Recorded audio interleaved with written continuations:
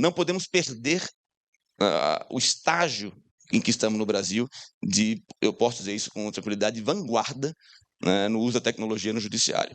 Eu acabei de vir, semana passada, eu tive em Washington, no encontro da OEA, sobre inteligência artificial aplicada ao judiciário, e posso lhes garantir, estavam lá representantes dos Estados Unidos, da França, da Itália, da Grécia, da Argentina, do Uruguai, mesmo os países europeus foram convidados pela OEA a participar desse debate.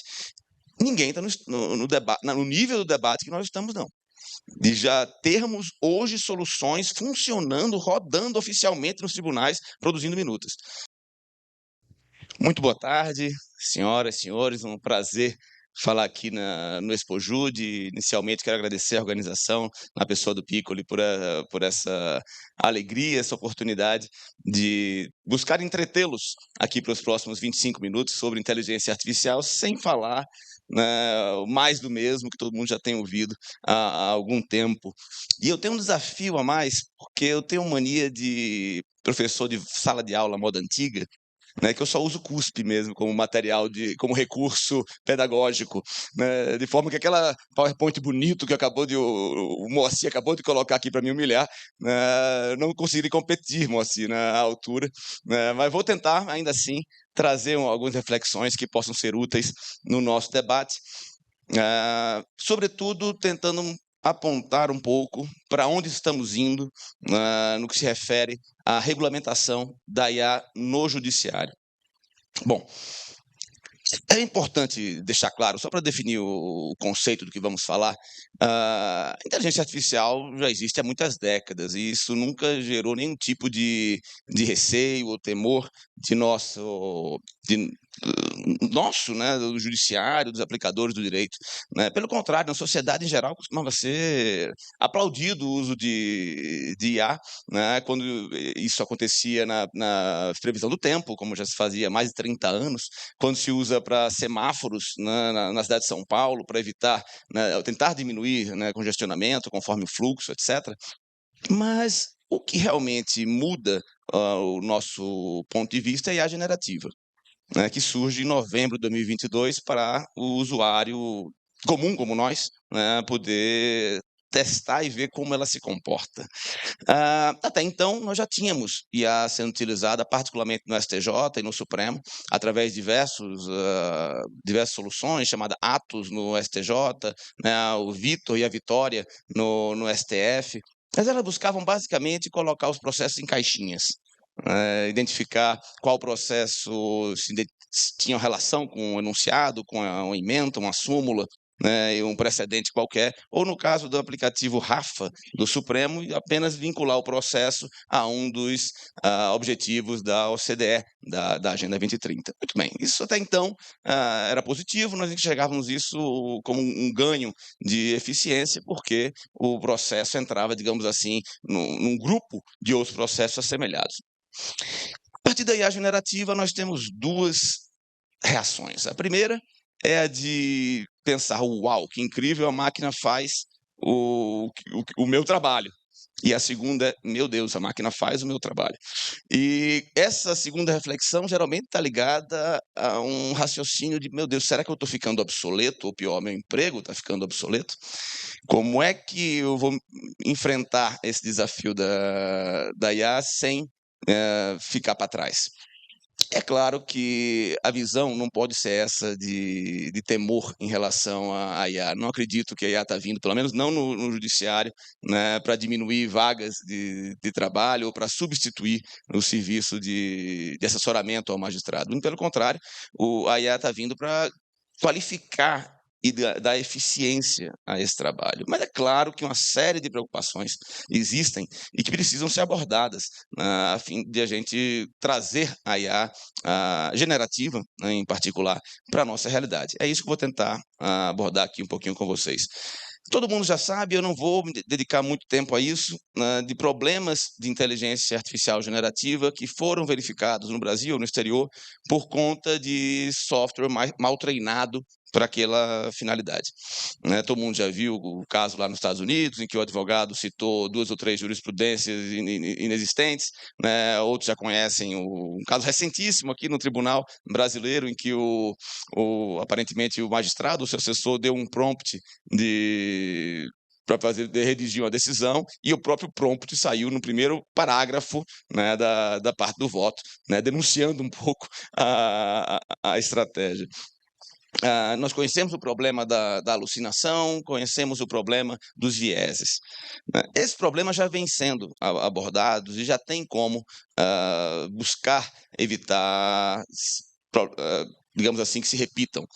A alucinação, em particular, que é a criação de referências inexistentes, quando você pede a um chat GPT, né, um Copilot, para lhe redigir uma petição, lhe trazer jurisprudência mais atualizada sobre determinado tema, né, ele pode, sem muita cerimônia, né, criar, né, entendimentos, né, como ele simplesmente cria o texto da narrativa, né, sem que necessariamente aquele precedente exista.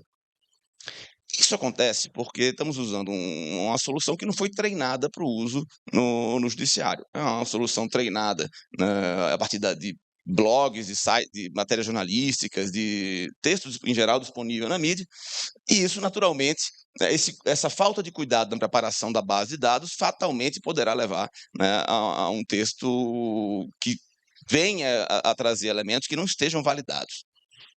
Esse problema se resolve na medida que você tem uma solução corporativa.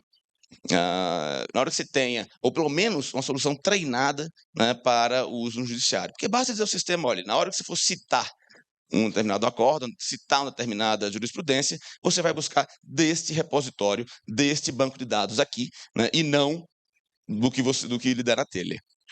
Isso é uma solução fácil de aplicar, desde que você tenha uma solução personalizada. Quando você individualmente contrata o ChatGPT ou o Copilot e manda para ele fazer uma minuta de decisão, e essa minuta de decisão eventualmente é usada a base ordinária do Copilot, que está disponível a qualquer pessoa para usar, naturalmente, né, isso poderá gerar um problema, exceto você conseguir um prompt, né, ou seja, na demanda de produção da minuta, orientá-lo a só usar na jurisprudência dos repositórios oficiais. O problema do viés também já é conhecido de muitos, já existem diversos casos no Brasil e no exterior, né, em que se comprovou que o sistema tende a repetir os padrões que ele encontra na sociedade ou na casuística anterior, né, e isso precisa ser controlado na hora do output, né, na hora do retorno da inteligência artificial, para evitar que esse viés meio que já enderece, já oriente ou já, de certa forma, use uma inclinação, né, antes da análise do texto, no sentido de condenar ou de favorecer algum tipo de situação. O viés também, uma vez eu conhecendo qual o viés existente, eu consigo regulá-lo através de parâmetros de configuração da IA. Muito bem, então quer dizer que o problema está resolvido? Certamente não. Percebam que esses dois problemas qual me referi agora, do viés e da alucinação, que são problemas já conhecidos de alguns anos e para os quais já tem solução, eles se resolvem principalmente quando eu tenho uma solução corporativa. Né? Quando eu consigo, por meio de um sistema do tribunal, orientar a produção desse material. Mas, na hora em que eu estou discutindo o uso da IA generativa por parte dos magistrados e seus assessores para desenvolver o trabalho no judiciário sem que o tribunal consiga, seja por meios econômicos, seja por meios tecnológicos, oferecer uma solução corporativa, você de novo cai num terreno pantanoso. Terreno pantanoso por vários motivos. Primeiro, porque se eu libero o magistrado ou seu assessor para usar a inteligência artificial generativa, qualquer que seja, ele pode buscar soluções, essas de mercado, de prateleira, por assim dizer, que são mais faladas, né? O ChatGPT, o Gemini, o O1 agora, que acabou de ser lançado, ou o Copilot, ou qual seja, né? Mas ele também pode buscar soluções que pareçam mais adaptadas, talvez uma inteligência artificial desenvolvida no Brasil por uma jurissíntese ou Júris Brasil, ou o que seja, né, que aparentemente seria mais treinada para o mundo do judiciário. Mas qual seria ela? Se eu não tiver nenhum tipo de regulamentação acerca de quais ferramentas os magistrados e servidores poderão usar, eu arrisco a possibilidade de que esse magistrado esteja subindo processos em lote para a inteligência artificial, colocando, portanto, dentro da base de dados dela, né, dados processuais reais, porque duvido muito que ele vai passar um filtro antes para anonimização do nome das partes e outros dados que tem no processo. Eu tenho uma minuta produzida por uma inteligência artificial que também integra a base de dados dela, e detalhe, antes mesmo da decisão judicial vir à tona. Sabe lá Deus que tipo de revisão essa decisão será submetida, a que tipo de revisão essa decisão será submetida, se não houver nenhum tipo de regulamentação. Porque na medida em que o magistrado usa isso privadamente, ele sequer declara que faz uso de inteligência artificial. Nós tivemos uma última pesquisa realizada pelo CNJ para instruir o atual debate de regulamentação, que foi exibida no início, nossa audiência pública, dias atrás, que 27% dos magistrados e 48%, salvo engano, dos assessores já estão utilizando inteligência artificial. Desses, 82% não dizem que estão usando inteligência artificial. E olhe que ela sequer hoje em dia é proibido esse uso. Imagine se eventualmente a gente namorar com a ideia de proibi-lo, né? Você pode ter menos transparência. Mas o fato é, as pessoas já estão usando hoje, sem nenhuma regulamentação, a inteligência artificial generativa. E nós não sabemos o que está saindo de resultado. Porque, vamos lá, todo mundo, é muito claro para todo mundo que a responsabilidade continua sendo do magistrado, independente de uma eventual minuta ser elaborada pela IA. O magistrado que assina a decisão continua respondendo por ela. Mas o meu maior medo não é o bom magistrado. O bom magistrado é aquele que vai receber uma minuta, vai fazer uma revisão, vai eventualmente checar na inicial ou nos pedidos, etc., se está tudo ali mesmo. Né? E a partir daí vai fazer as modificações que tem que fazer e pode usar aquilo para ganhar eficiência. Eu não vejo nenhum problema, por exemplo, para que um relatório de um acórdão de um tribunal, o relatório que descreve a etapa do processo, seja minutado por inteligência artificial. Pelo contrário, isso ganha eficiência, nos dá velocidade. Né? Que um assessor, que o próprio magistrado use IA para resgatar uma determinada passagem de um acórdão ou da doutrina, isso é bom. O tempo que ele perderia para parar de redigir o seu voto ou decisão e buscar lá o livro na prateleira da Maria Silva de Pietro e fazer uma citação, né, na decisão que ele minuta, é claro que você tem perdido. E na medida em que você consegue instruir razoavelmente a inteligência artificial e ela lhe dê um produto utilizável e com a informação que você buscava, é claro que você ganha tempo, você ganha eficiência, isso é muito positivo. Nós temos aqui no Expojude a presença do desembargador Alexandre Pimentel, que acabou de zerar o gabinete dele, né, o Alexandre Pimentel faz parte também do GT de regulamentação da IA no Judiciário, acabou de zerar a pendência, o estoque, o acervo do gabinete dele, com o uso de IA, segundo ele, triplamente revisado e acompanhado. Ele vai expor isso aqui durante o Expojude. Mas perceba como, com devido o uso adequado, você pode ganhar eficiência, você pode entregar uma prestação jurisdicional melhor. Meu medo é o mau juiz. Meu medo é aquele magistrado que acumula processo, que não despacha a bom tempo. Quando chega a visita da corregedoria, ele desespera, dá um monte de despacho balão, né? Ou se o Ministério Público, ou se a outra parte, ou se quem quer que seja, desde o processo não fique parado aqui no meu gabinete, né? E para tentar mostrar um número melhor à corregedoria.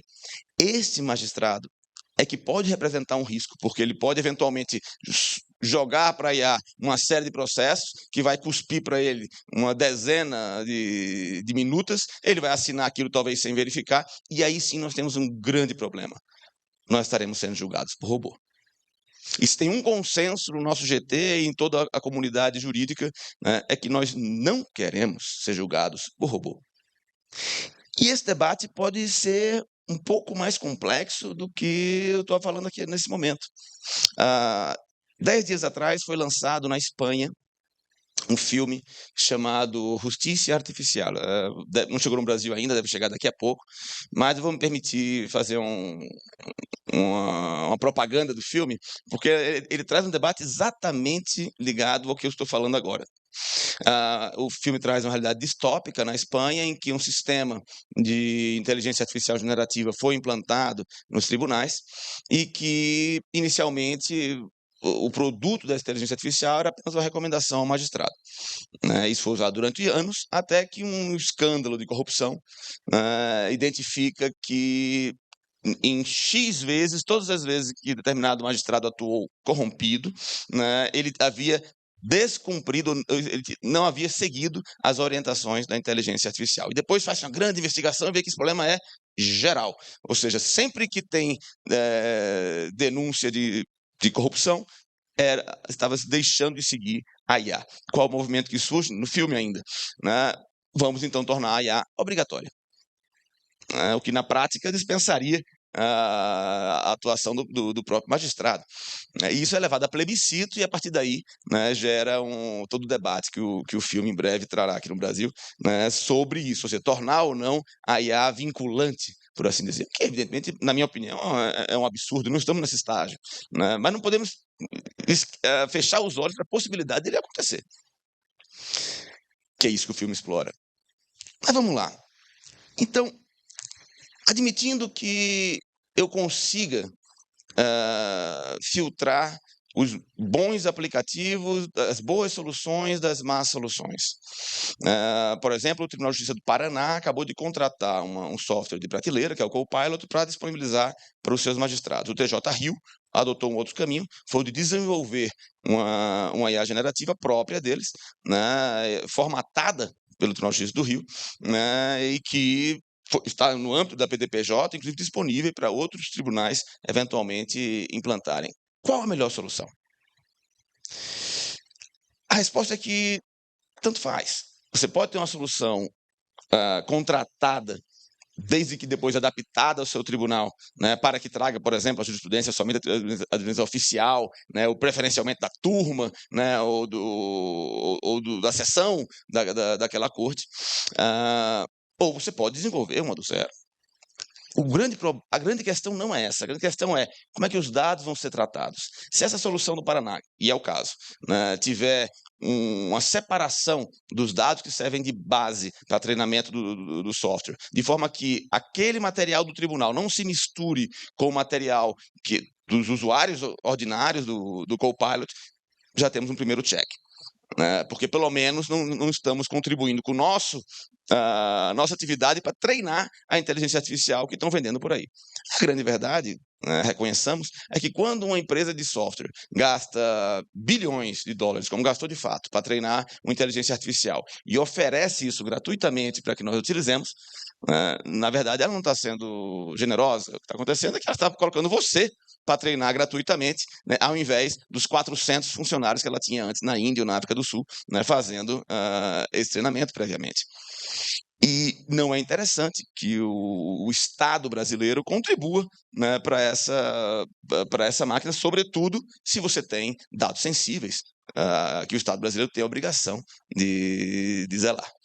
Então, a primeira preocupação é essa: independente de qual ferramenta o tribunal escolher, qual caminho ele vai escolher, ele tem que buscar uma compartimentação de dados, tem que buscar uma devida programação daquela IA, a fim de que ela entregue o resultado mais coerente possível. Mas sempre o magistrado terá que continuar com a decisão final.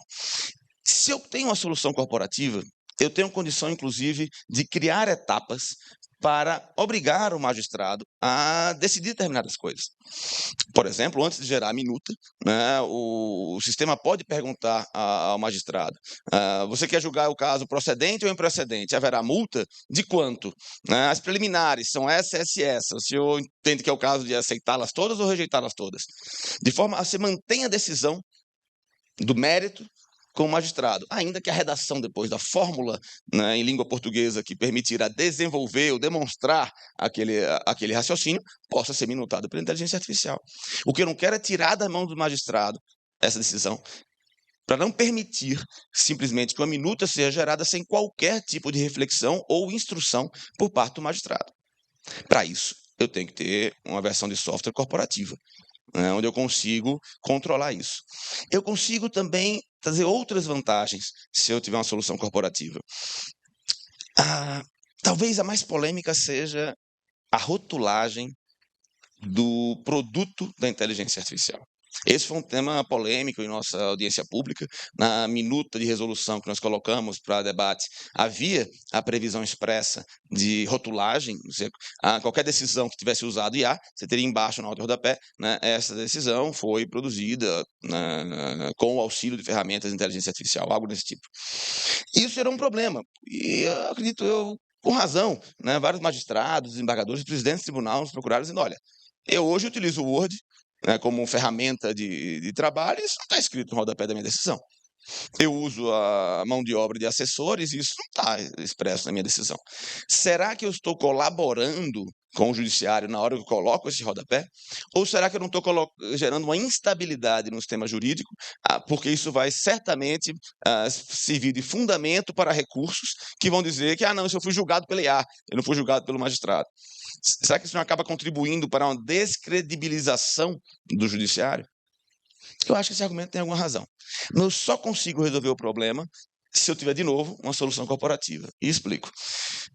Se cada magistrado estiver usando o seu ChatGPT privado, ele vai lançar o prompt que ele quiser usar, ele vai receber um retorno em texto que ele vai copiar, colar no PJE e depois editar se quiser e depois assinar. Eu não tenho nenhum controle se foi ou não foi usada a generativa nesse fluxo de trabalho.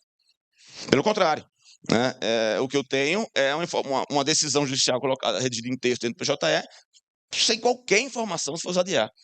Como é que eu vou poder ter estatística? Como é que eu vou poder ter controle? Como é que eu vou poder controlar a transparência daquela decisão? Saber se o magistrado, de fato, está revisando a minuta ou não está revisando coisa nenhuma. Se, no entanto, eu tenho uma solução corporativa que gera as minutas dentro do sistema, eu posso ter uma tal informação dentro do sistema sem que ela esteja necessariamente redigida em nota de rodapé. Mas o tribunal conseguirá saber, a corregedoria conseguirá saber, né, se aquela vara tem feito uso de 90% de inteligência artificial sem quase nenhuma edição. O que poderá chamar a atenção, poderá fazer o tribunal olhar com melhores olhos aquilo ali. Então, o que nós temos defendido hoje na regulamentação é a orientação de que, uma vez que o tribunal ofereça uma solução corporativa, ela deve ser usada, né, por toda a equipe do tribunal. Assim como se o tribunal escolhe usar o Word e não outro aplicativo para redação de texto, né, todo mundo dentro daquela instituição usa o Word. Né, porque a licença usa o Windows e não Mac, não macOS. Né, por quê? Porque a licença que aquela corte tem, né, e é o software que foi utilizado e vai ter suporte, inclusive, da TI do tribunal. Isso é o que estamos trabalhando por enquanto. A regulamentação, evidentemente, passará por debate, recebemos muitas sugestões da AJUF, da AMB, e isso será consolidado na resolução que vai ser levada ainda esse ano para votação no CNJ. A ideia não é proibir o uso da IA. A ideia é estimular para que ela seja usada da forma certa. E você vai me perguntar, tá, mas e meu tribunal? Estou vendo aqui meu querido Adão, presidente da TJ do Amapá, talvez me pergunte, mas meu tribunal ainda não tem condição de financiar e oferecer essa solução para todos os seus usuários. Nesse caso, a resolução prevê, né, a possibilidade de que, nesse meio tempo, enquanto não haja uma solução nacional ou soluções individuais de cada tribunal, os magistrados possam utilizar uma IA privada, né, mas desde que ela seja previamente homologada pelo comitê do CNJ. Por que a gente vai olhar nisso? A gente vai olhar, basicamente, os termos de uso para saber se os dados são tratados da forma correta, né, ou se aquela IA que o magistrado pretende usar, né, eventualmente usa os dados do tribunal para treinamento. Isso ele não vai admitir. Né. Mas já posso adiantar para vocês que as principais soluções do mercado, né, podem ser configuradas para atender a esses requisitos. A verdade é que a regulamentação que a gente quer trazer, ela vai trazer facilidades para o uso da IA na medida em que o torne autorizado e vai orientar melhor os magistrados a como ganhar eficiência, né, a como poder entregar a jurisdição de forma mais rápida, sem, no entanto, prejudicar a cognição, sem prejudicar a análise do processo. Eu vi que meu tempo resta um minutinho só, eu vou tentar contar uma história que pode ajudar a ilustrar um pouco o desafio desse momento que estamos vivendo na IA generativa e sua regulamentação. A minha bisavó me contava uma história do pai dela, portanto, meu trisavô, que nos anos 30 foi 30 do século passado, né? Evidentemente, foi prefeito numa cidadezinha do sertão pernambucano, Triunfo. Pois bem, o meu trisavô, portanto, o prefeito, fez um comício, uma grande festa para anunciar a chegada do primeiro automóvel lá nos anos 30, em Triunfo. Ele discursou dizendo que ele ia trazer modernidade, ia trazer, né, um novo paradigma de transporte para a cidade, etc. E depois de terminados os aplausos, terminou a solenidade, né, chega um matuto, né, para o prefeito, olha aquele automóvel, olha de um lado, olha de outro, pela frente, por trás, e pergunta: ô doutor, me diga uma coisa, esse tal de automóvel é macho ou fêmea? E perceba, talvez nesse momento, com o devido recuo histórico, a gente esteja no mesmo estágio de estranhamento com a nova tecnologia. Né? Naquele momento, 100 anos atrás, né, o automóvel podia causar estranhamento e não se sabia ao certo quanto de bom e quanto de ruim ele trazia. Sabe-se hoje que traz muita coisa boa, traz eficiência, traz conforto, traz velocidade, né? Mas também traz coisa mal. Ele traz poluição, né? Traz investimento público destinado a mais viaduto, mais túnel, mais asfalto, né? Se for mal utilizado, ele pode causar um dano à sociedade, alguém que dirige bêbado pode causar um acidente, né? Assim como a IA. A IA, se for mal utilizada, ela também pode causar danos, mas ela pode ser um importante instrumento, né, para ganhar velocidade, ganhar eficiência, ganhar conforto no trabalho. A gente está mais ou menos nesse mesmo estágio histórico. E vamos ter que aprender a usar IA, assim como aprendemos a conviver com o automóvel. Não podemos perder o estágio em que estamos no Brasil, eu posso dizer isso com tranquilidade, de vanguarda, né, no uso da tecnologia no judiciário. Eu acabei de vir, semana passada, eu tive em Washington, no encontro da OEA sobre inteligência artificial aplicada ao judiciário, e posso lhes garantir, estavam lá representantes dos Estados Unidos, da França, da Itália, da Grécia, da Argentina, do Uruguai, mesmo os países europeus foram convidados pela OEA para participar desse debate. Ninguém está no nível do debate que nós estamos, não. De já termos hoje soluções funcionando, rodando oficialmente nos tribunais, produzindo minutas. Não tem outro tribunal no mundo, tirando Estônia e Letônia, que são países recentes, já nasceram digitais e, claro, não tem dimensão para ser comparado com o Brasil. Nós estamos hoje na vanguarda, do uso de tecnologia no judiciário, apesar de nós tantos problemas.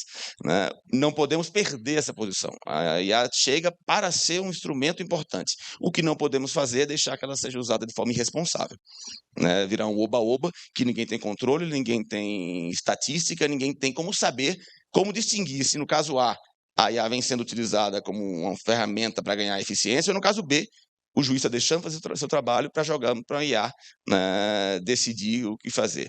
Acabou que meu tempo esgotou, eu queria falar de 2 riscos que estão no horizonte, que ainda vão aparecer, né, que é o loop de feedback e a questão da confirmação das decisões de primeira instância, mas isso vai chegar o momento de discutir esses problemas da IA novos, né, ainda não temos solução, mas certamente com a devida abordagem, com a devida reflexão, como estamos fazendo agora na regulamentação da IA no judiciário, nós saberemos como lidar com eles e vamos trazer esse instrumento para nosso bem, para o bem da justiça, e não para deixar de entregar a jurisdição. Muito obrigado pela atenção de todos vocês.